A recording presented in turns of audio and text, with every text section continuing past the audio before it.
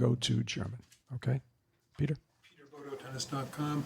Dominic, were you able to focus on a match satisfactorily, or were there too many things flying around in your head, and what were they? No, I was able to focus pretty well on the match. That was what I was also trying to do. But of course, I mean, everything was a bit different. I tried to enjoy it. I tried to like really soak up every moment in this stadium. It was really nice. But I think I was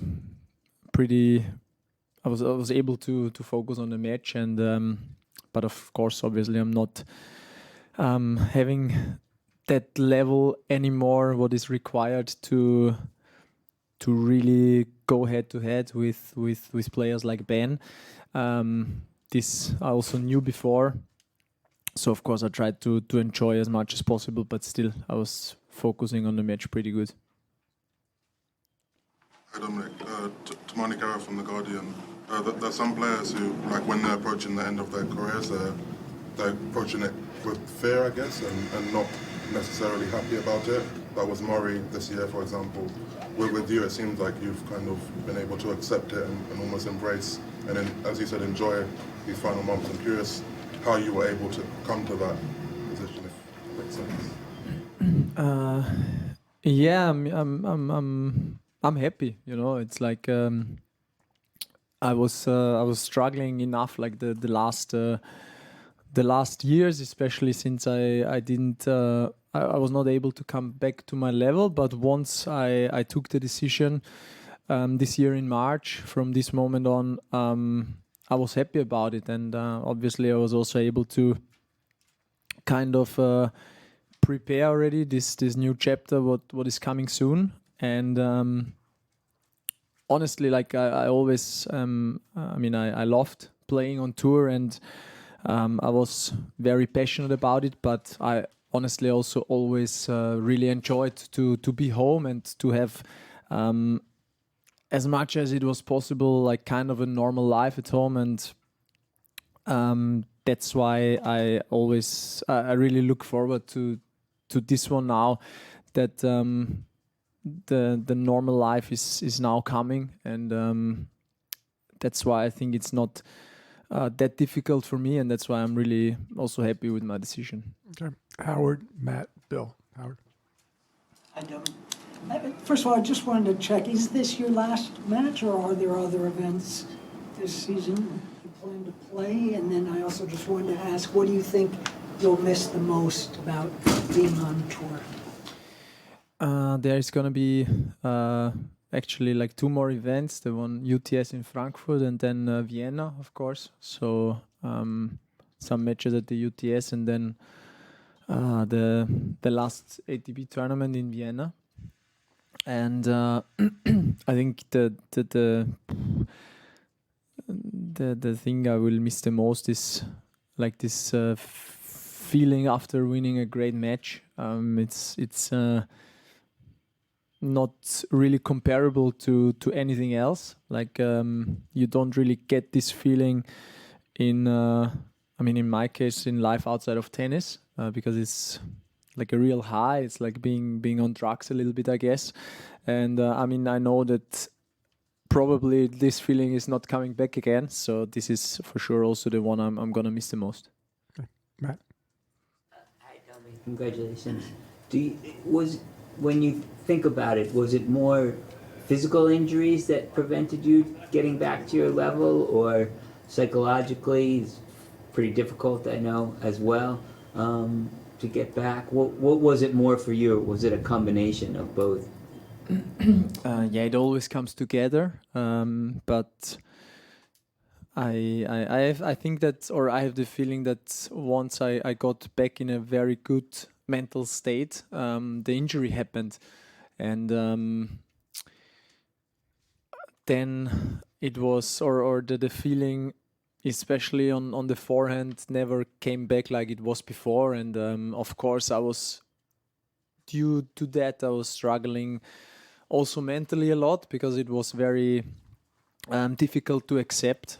And so those two things, mentally and physically, always come together. But I think the basic reason why I'm here now, retiring pretty young, is still the bad luck with the wrist injury.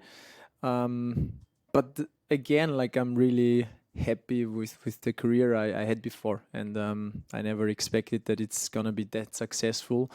So I don't have really any regrets, and I'm good with that. Okay, Bill. Bill Simons, Inside Tennis, and of course, thank you for all you've given. You've had the opportunity to play all these great players of our era. Who would you say the toughest is, and why? And if you could change one thing in our sport, what would that be? I had really legendary matches against the best players in our era, maybe the best players in history, and each of them is really unique, and it always, like, I have the feeling it depends on the day, it depends on the surface, who is actually the toughest to play. I had matches where against them where I was winning, but against each of them. But I also had matches against each of them where I didn't have any chance, and where they made me look like almost a beginner. So I mean, each of them is unique. And wow, which thing I would change? Nothing coming to my mind right now. Okay. Darcy. Darcy Main from ESPN.com. Congratulations on a great career. You mentioned normal life coming up for you. What are you most looking forward to about that normal life? Right now is not to travel that much anymore. I think that it's very intense and very demanding, and in tennis especially, there's so much traveling around, and the older I got, the tougher it got for me. Like after being home for just a few days, to again step on the airport, step in a plane, and travel to the next destination. So to really get used to a life basically in one place or at home, that's what I'm looking for the most. Okay. Sorry. Simon Briggs, Daily Telegraph. Do you have any thoughts you can share with us about how you might use the next chapter of your life, or kind of second career plans, anything like that? I really wanna go more into sustainability. I already have one energy community with solar energy. That's one very important topic for me. That is one side. On the other side, also I want to stay in tennis, of course. We have our academy already in Austria, and it would be amazing if players from there are coming through one day and also competing in tournaments like US Open or in the biggest tournaments in the world. This would be really, really nice, and would be also the goal, of course. Okay. Chris. Dominic, Chris Otter from US Open. Congrats on a great career. With your career here in New York specifically, I wonder if you could tell me, why was it a special place for you? It's a difficult place for a lot of people to play, and yet you were pretty solid here from your debut. Then you had some great matches, like the 5-setter with Delpo, with Rafa, and of course the title. What do those moments mean to you, and what does it mean to you to have those memories in New York? I think everything came from the start, or from the first year I played here. I came through for the first time in the second week of a slam, and from that moment on, I had always a lot of confidence when I came here, because the two junior appearances were pretty bad. I lost twice in the first round, and I was struggling also with conditions. And then when I came first here as a pro, I straight away played fourth round, and that gave me a boost for all the upcoming years. And I think it's like that. If you have really good memories or if you have a good start at something, this really gives you positive vibes for the futures. And it was like that because like the only really bad year I had here was 2019 when I lost in the first round and when I was not 100% healthy. But other than that, I almost only had great highlight years, like you said. 2017 against Stelpo, which was back then a really, really tough loss to handle, but now it's a legendary match, which I really like to remember actually. And then of course the epic match with Rafa was great, but still, I mean, 2020 is above everything and is also above everything else in my tennis career. Okay, 2 more questions in English here, and then Willie, you'll have the last question. Ed McGrogan, tennis.com. Speaking of Rafa, I mean, he's also in the very back of his career. Have you talked with him at all about the future, just kind of what it's like after tennis? You two are in similar situations. No, not yet, because the last time I saw him was in January in Brisbane, and back then I don't think that. Or I think the situation back then was that I wanted to come back fully, he wanted to come back fully, so it was a complete different situation than it is now. And since then, I haven't seen him.